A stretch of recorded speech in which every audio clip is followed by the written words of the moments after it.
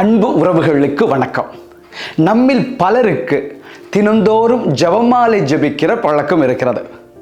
ஒரு சிலர் கழுத்தில் ஜெபமாலை அணிந்து அன்னை மரியாவை நெஞ்சோடு வைத்துக் கொள்கிறார்கள். இன்னும் ஒரு சிலர் விரல்களில் தங்கத்திலோ வெள்ளியிலோ ஜெபமாலை செய்து அழகுக்காகவும் பயன்படுத்துகிறார்கள். ஆனால் முதல் முறையாக நான் ஜப்பான் சென்ற பொழுது ஒரு சிலையை உடைத்து அதில் ஜெபமாலையை மறைத்து வைத்திருப்பதை நான் பார்த்தேன். அதிர்ச்சி அடைந்தேன். அந்த தகவலைத்தான் உங்களோடு இந்த காணொளியில் நான் பகிர்ந்து கொள்ள இருக்கிறேன். இதுவரை சப்ஸ்கிரைப் செய்யாதவர்கள் சப்ஸ்கிரைப் செய்வதோடு லைக், கமெண்ட், ஷேர் செய்து மற்றவர்களும் இந்த அரிய தகவல்களை அறிந்து கொள்ள உதவி செய்ய உங்களை அன்போடு கேட்டுக்கொள்கிறேன்.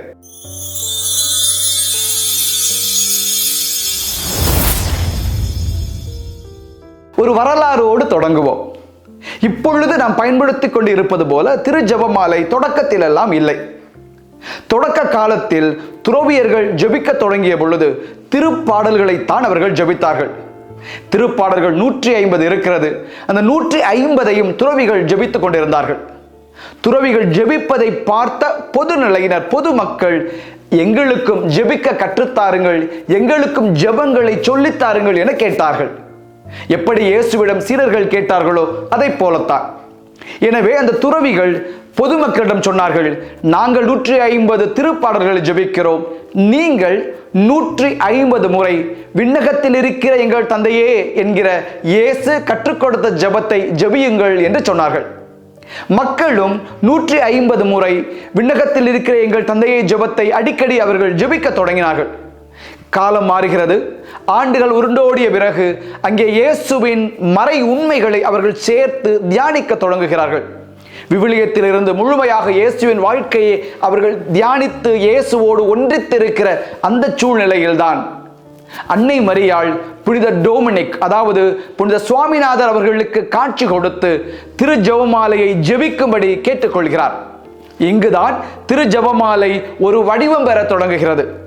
அங்கிருந்து திருஜெபமாலை தொடர்ந்து பயணிக்கிற பொழுது ஒரு சில நூற்றாண்டுகள் கழித்து 1569ஆம் ஆண்டு திருத்தந்தை 5ஆம் பயஸ் அல்லது 5ஆம் பத்திநாதர் முறைப்படி இன்று நாம் பயன்படுத்தி கொண்டிருக்கிற அந்த திருஜெபமாலை வடிவத்திற்கு ஒப்புதலும் அங்கீகாரமும் கொடுக்கிறார். அதன் பிறகு 2002ஆம் ஆண்டு மறைந்த திருத்தந்தையும் புனிதருமான 2ஆம் ஜான் பால் ஒளியின் மறை உண்மையை அதனோடு சேர்த்துக் கொள்கிறார். ஆக திரு ஜெபமாலை பல நூற்றாண்டுகளாக பல்வேறு வடிவம் எடுத்து ஒரு முழுமையாக இன்று நமக்கு வந்து சேர்ந்திருக்கிறது. எனவேதான் புனித அன்னை தெரசா அவர்கள் சொல்லுவார்கள், எப்படி ஒரு மரத்தில் செடிகள் பற்றி பின்னி படர்ந்து வளர்கிறதோ, அந்த மரம் இல்லை என்றால் அந்த செடிகள் எப்படி வளராமல் போய்விடுமோ, அதே போல கிறிஸ்தவர்களாகிய நாம் தொடர்ந்து வளருவதற்கு, ஆண்டவரோடு ஐக்கியமாவதற்கு அந்த திரு ஜெபமாலையின் மீது நாம் பற்றி பின்னி படர்ந்திருக்க வேண்டும் என்று சொல்லுகிறார். புனித பியோ, இதற்கு முன்பாக கூட ஒரு காணொளியில் பாதிரே பியோவை பற்றி நாம் பேசினோம். புனித பாதிரே பியோ அவர் சொல்லுவார், இந்த காலகட்டத்தில் நாம் சந்திக்கிற சவால்களில் இருந்தும் தடைகளிலும் இருந்தும் சோதனைகளிலிருந்தும் நம்மை தற்காத்து கொள்ளக்கூடிய மிகச்சிறந்த ஆயுதம் திரு ஜெபமாலை என்று சொல்கிறார். எந்த அளவிற்கு திரு ஜெபமாலை நமக்கு ஒரு முக்கிய காரணியாக இருக்கிறது என்றால், திரு ஜெபமாலை ஜெபிப்பது என்பதே ஒரு தியானத்தில் பங்கெடுப்பது போல. நம்மில் சில திரு ஜெபமாலை ஜெபிக்கிறதை பாருங்களேன், 10 நிமிடத்திற்குள் ஒரு முழு மறையுண்மையை முடித்து விடுவார்கள். துயர மறையுண்மை என்று தொடங்குவார்கள், ஒரு 10 நிமிடம் கூட இருக்காது, வேகமாக முடித்து விடுவார்கள். ஆனால் நிறுத்தி நிதானித்து நம் திரு ஜெபமாலையை ஜெபிக்க தொடங்கினோம் என்றால் அது அற்புதமான ஒரு தியானம். இயேசுடைய பிறப்பை பற்றி மங்கள வார்த்தை சொன்னது, அன்னை மரியாள் எலிசபெத்தை சென்று சந்தித்தது, இயேசு பிறந்தது, காணிக்கையாக்கியது, காணாமல் போன இயேசுவை கண்டுபிடித்தது, அவருக்கு பெயர் வைத்தது, கானாவூர் திருமணத்திலே தண்ணீரை திராட்சை ரசமாக மாற்றியது, விண்ணரசை பற்றி அவர் அறிவித்தது, தோற்றமாறியது, நற்கருணையை ஏற்படுத்தியது என தொடர்ந்து நிறைவாக அன்னை மரியாள் விண்ணுக்கும் மண்ணுக்கும் அரசியாக முடிசூட்டப்பட்டது வரை இந்த திரு ஜெபமாலையிலே நாம் ஜெபிக்கிறோம். ஒரு முழுமையாக ஒரு மீட்பின் பயணத்தில் நாம் பங்கெடுக்கிறோம். இரண்டாவதாக திரு ஜெபமாலை ஜெபிக்கிற பொழுது நம் உளவியலிலே மைண்ட்ஃபுல்னஸ் என்று சொல்லுவோம். அப்படியே அமைந்த மனநிலையில் நமது மூச்சை கவனித்து நாம் செய்யும் செயலை கவனித்து நாம் நிகழ்நிலையில் இருப்பது, நிகழ் பொழுதில் இருப்பது. திரு ஜெபமாலையின் அந்த மணிகளை மெல்ல மெல்ல உருட்டி நாம் அப்படியே அமைதியாக ஜெபிக்கிற பொழுது நம்முடைய மனமும் சிந்தனையும் ஒருமுகப்பட்டு ஒரு மைண்ட்ஃபுல்னஸ் ஸ்டேட்டிலே வந்து நிற்கும். மனதிற்கும் அவ்வளவு ஆறுதலாக இருக்கும். மூன்றாவதாக திரு ஜெபமாலை நம்மை பாதுகாக்கிறது. இதே ஜப்பானில் ஒரு அற்புதமான நிகழ்வு நடந்திருக்கிறது. 1945 ஆண்டு ஆகஸ்ட் மாதம் 6ஆம் தேதி ஜப்பானில் ஹிரோஷிமா நகரிலே அணுகுண்டு போடப்பட்டதை பற்றி நாம் அறிந்திருக்கிறோம். ஆயிரக்கணக்கான மக்கள் அங்கே அழிந்தார்கள். அந்த அணுகுண்டு வீச்சுக்கு பிறகு அங்கே சில ஆய்வுகள் நடத்தப்பட்டன.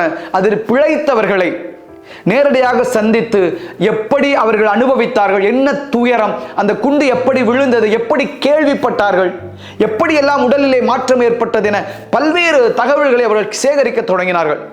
அவ்வாறு சேகரித்த பொழுது வந்த ஒரு தகவல் தான், கொஞ்சம் அருகிலே துறவு மடத்திலே வாழ்ந்த இயேசு சபையினர் அவர்கள் தங்கள் சாட்சியத்தை சொல்லி இருக்கிறார்கள். அது சாட்சியமாக சிறு நூலாகவும் அவர்கள் எழுதி இருக்கிறார்கள், ஹிரோஷிமாவின் ஜெபமாலை என சொல்லி. அவர்கள் சொல்கிறார்கள், அதிலே நாங்கள் தினந்தோறும் அன்னை மரியாளிடம் திரு ஜெபமாலையை ஜெபித்தோம். அன்னை மரியாள் தான் எங்களை இன்று பாதுகாத்திருக்கிறார் என்று சொல்கிறார்கள். இந்த திரு ஜெபமாலையின் வல்லமையையும் ஜெபிப்பதால் தாங்கள் பாதுகாக்கப்பட்டதையும் அவர்கள் பதிவு செய்தது இன்றளவுமாய் இருக்கிறது. ஏனென்றால் அன்னை மரியாள் நம்மை பாதுகாக்கிறார். நான் பிலிப்பைன்ஸ் நாட்டில் இருந்த பொழுது ஒரு அம்மா சொன்னார், ஃபாதர், எப்பொழுதெல்லாம் நான் வாகனம் ஓட்டுகிறேனோ, கார் ஓட்டுகிறேனோ, அப்பொழுது நான் பாடல்களை கேட்பதில்லை, மாறாக ஜெபமாலையை சொல்லிக்கொண்டே போவேன். கையில ஜெபமாலை இருக்காது, ஆனால் ஒரு ஒட்டுமொத்த ஜெபமாலையை நான் சொல்லிக்கொண்டே போவேன் என்று சொன்னார். அவர் சொன்ன பொழுதுதான் நான் யோசித்தேன், ஆமல்ல, நானும் கூட பைக் ஓட்டும் பொழுது குருமடத்தில் படித்த காலத்திலே இந்த ஜெபமாலையை பாடலாக பாடியிருப்போம். அருள் நிறைந்த மரியே வாழ்க ஆண்டவர் உம்மோடு, இப்படி பாடி இருப்போம். அந்த பாடுறது இன்னும் மனசுக்குள்ளே இருக்குது. அங்க பைக் ஓட்டும் பொழுது அதை நான் பாடிக்கொண்டே சொல்லுவேன். நான் இன்றளவும் தொடர்கிறது அந்த பழக்கம். ஆக அன்னை மரியாளின் வழித்துணையை நாம் சுமந்து கொண்டு பயணிக்கிற பொழுது அன்னை மரியாள் நம்மை பாதுகாக்கிறார். இந்த நிலையில்தான் நான் உங்களுக்கு முன்னுரையில் சொன்ன அந்த நிகழ்வுக்குள் நான் வருகிறேன். அன்னை மரியாள் இவ்வளவுதான் நம்மோடு இருக்கிறாளே, இந்த அன்னை மரியாள் ஏன் ஜப்பானியர் மறைத்து வைத்து இருக்கிறார்கள்? ஜப்பான் நாட்டிலே கிறிஸ்தவ சமயம் வளர்ந்து வருகிற ஒரு காலகட்டத்திலே அங்கே தடை செய்யப்பட்டது. அரசர்கள் கிறிஸ்தவ மதத்தை தடை செய்தார்கள். ஓராண்டு ஈராண்டு அல்ல, 250 ஆண்டுகள் கிறிஸ்தவ மதத்தை அவர்கள் தடை செய்திருந்தார்கள். அந்த காலகட்டத்தில் பல்வேறு மக்கள், ஆயிரக்கணக்கான மக்கள் தப்பித்து ஓடி அங்கே மலைகளில் தஞ்சம் புகுந்து மலைகளுக்குள்ளே ரகசியமாக கிறிஸ்தவ வாழ்வை வாழ்ந்து வந்தார்கள். ஹிடன் கிறிஸ்டியன்ஸ் என்றே சொல்லப்படுகிறது. அவர்கள் வாழ்ந்த ஜெபித்த இடங்கள் இப்பொழுதும் அங்கே இருக்கிறது. இப்படியான ஒரு காலகட்டத்தில் தான் அங்கிருக்கிற காவலர்களுக்கு ஒரு தகவல் வருகிறது, இங்கே நாகசாகியில் இருக்கிற ஒரு சில வீடுகளில் மக்கள் கிறிஸ்தவ சமயத்தை தெரியாமல் பின்பற்றுகிறார்கள். அரசரிடம் மறைத்து, மற்ற மக்களிடம் மறைத்து கிறிஸ்தவ மதத்தை பின்பற்றிக் கொண்டிருக்கிறார்கள் என்று தகவல் வருகிறது. அந்த வீடுகளை சோதனை செய்கிறார்கள். அவ்வாறு சோதனை செய்கிற ஒரு காலகட்டத்தில் தான் நிறைய குட்டி குட்டி சிலைகளை அவர்கள் பார்க்கிறார்கள். பார்த்த பாத்திரத்திலே அது புத்த சிலைகள் என்று அவர்கள் முடிவுக்கு வந்துவிட்டார்கள். ஆனாலும் கூட அவர்களுக்கு ஏதோ ஒரு சந்தேகம் வருகிறது. புத்த சிலை மாதிரி தான் இருக்கிறது, ஆனாலும் புத்த சிலை இல்லை, அதில் ஏதோ வேறுபாடு இருக்கிறது. அருகில் சென்று அந்த சிலையை பார்க்கிறார்கள். அப்பொழுதும் அது புத்த சிலை போல்தான் இருக்கிறது, ஆனால் புத்த சிலையாகவும் அவர்கள் தெரியவில்லை. என்னவென்று தெரியாமல் அந்த சிலையை பின்னால் பார்க்கிறார்கள். சிலையை உள்ளே ஓட்டை இருக்கிறது. சிலையை உடைத்து உள்ளே ஏதோ பொருள் வைத்து இருக்கிறார்கள். அந்த பொருளை வெளியே எடுத்தால் நீளமாக முத்து முத்துக்களாக கோர்த்து இருக்கிறது. என்னவென்று தெரியாமல் அங்கு விசாரிக்கிற போது அவர்கள் சொல்கிறார்கள், இந்த 250 ஆண்டு கால இந்த வரலாற்றிலே பல்வேறு 10 ஆண்டுகள் கடந்த பிறகு குருக்கள் இல்லாமல் அவர்களாக இயேசுவை பின்பற்றி அவர்களாக அன்னை மரியாளிடம் ஜெபித்து வந்த அந்த காலகட்டத்திலே அரசாங்கத்துக்கு தெரியாமல் அவர்கள் அன்னை மரியாளின் சுரூபத்தை வடிக்க வேண்டும். பல்வேறு 10 ஆண்டுகள் கடந்து விட்டதால் அன்னை மரியாளுக்கான ஒரு மாதிரி உருவம் கூட அவர்களுக்கு இல்லாமல் போனது. எனவே அன்னை மரியாளின் உருவமே ஏதோ புத்த சிலை போல வடிவம் எடுக்க தொடங்கிவிட்டது. ஆனால் அது அன்னை மரியாள் சுரூபம். இப்பொழுது அன்னை மரியாளின் சிறுபத்தை வைத்து ஜெபிக்கிறவர்களுக்கு அரசாங்கத்திடமிருந்து தாங்கள் ஜெபிப்பதற்கு பயன்படுத்துகிற பொருட்களையும் மறைக்க வேண்டுமே. எனவேதான் அந்த சுரூபத்தை அழகாக பின்பக்கத்தில் உடைத்து எடுத்து உள்ளே ஒரு குழி உண்டாக்கி அந்த குழிக்குள்ளே திரு ஜெபமாலையை வைத்து இருக்கிறார்கள். அந்த திரு ஜெபமாலை தான் அந்த முத்து முத்தாக இருந்தது. அங்கிருந்த ஜப்பான் காவல் அதிகாரிகளுக்கு அது ஒரு சிலையை உடைத்து பின்னால் ஏதோ மறைத்து வைத்து இருக்கிறார்கள்.